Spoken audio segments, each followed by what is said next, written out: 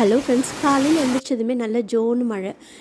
இந்த மழைக்கு இதமாக இந்த முருங்கைக்காயை வச்சு ஒரு வித்தியாசமான கறி ஒன்று பண்ணலாம். முருங்கைக்காய்னாலே சாம்பார் இல்லை கத்திரிக்காய் முருங்கைக்காய் தொக்கு தான் பண்ணுவோம்.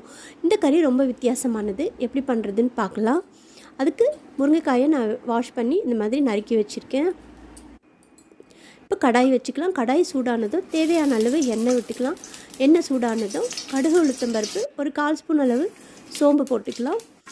இப்போ ஒரு பெரிய சைஸ் வெங்காயம் பொடியாக நறுக்கி வச்சுருக்கேன், அதையும் போட்டுக்கலாம். லேசாக வதக்கிக்கலாம். கொஞ்சம் கருவேப்பிலை, கொஞ்சோண்டு இஞ்சி பூண்டு விழுது. இப்போ ஓரளவுக்கு இது நல்லா வதங்கி வரட்டும். வதங்கினதும் தக்காளி சேர்த்துக்கலாம். கொஞ்சம் உப்பு தேவையான அளவு போட்டுக்கலாம்.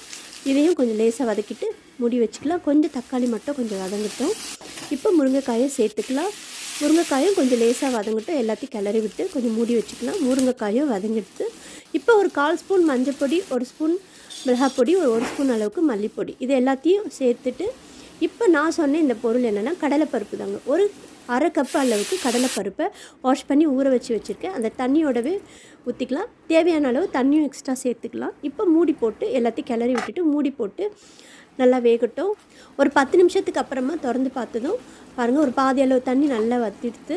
இப்போ இந்த கடலைப்பருப்பு எடுத்து பார்க்கலாம். நல்ல கைக்கு மசிகிற அளவுக்கு வெந்துட்டுருக்கும். கடலைப்பருப்பும் முருங்கைக்காவும் சேர்த்து போடுறமே வேகாமல் போயிடுமோன்னு நினைக்காதீங்க. கண்டிப்பாக கடலைப்பருப்பை நல்லா ஊற வச்சுருந்திங்கன்னா ஒரு 1/2 hour கிட்ட ஊற வைக்கணும். நல்லாவே வெந்துடும். இப்போ நல்லா ட்ரை ஆகிடுச்சு தண்ணியெல்லாம். இப்போ இதை வேறு பாத்திரத்துக்கு மாற்றிக்கலாம். சூப்பரான ஒரு முருங்கைக்காய் கடலைப்பருப்பு கறி ரெடி ஆகிடுதுங்க. இது சாம்பார் சாதம், தயிர் சாதம், வெரைட்டி ரைஸு, ரசம் சாதம் எல்லாத்துக்குமே ரொம்ப சூப்பர் காம்பினேஷனுங்க இது. இந்த மாதிரி மழைக்காலங்களில் நமக்கு இந்த மாதிரி செஞ்சு சாப்பிடும்போது இந்த ஜலதோஷம் தொல்லையெல்லாம் கொஞ்சம் இல்லாமல் இருக்கும்.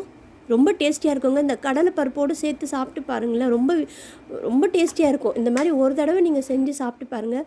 திரும்ப திரும்ப இதே மாதிரி தான் பண்ணுவீங்க. இந்த கடலைப்பருப்பு முருங்கைக்காய் கறி நான் சின்ன வயசில் இருக்கும்போதே என் பாட்டி செய்வாங்கங்க. எங்களுக்கு ரொம்ப பிடிக்கும் இது. இதை உங்கள் எல்லாருக்கும் நான் இந்த ரெசிபியை ஷேர் பண்ணணுன்னு தான் இன்றைக்கி வீடியோவில் நான் இதை பண்ணி காட்டியிருக்கேன்.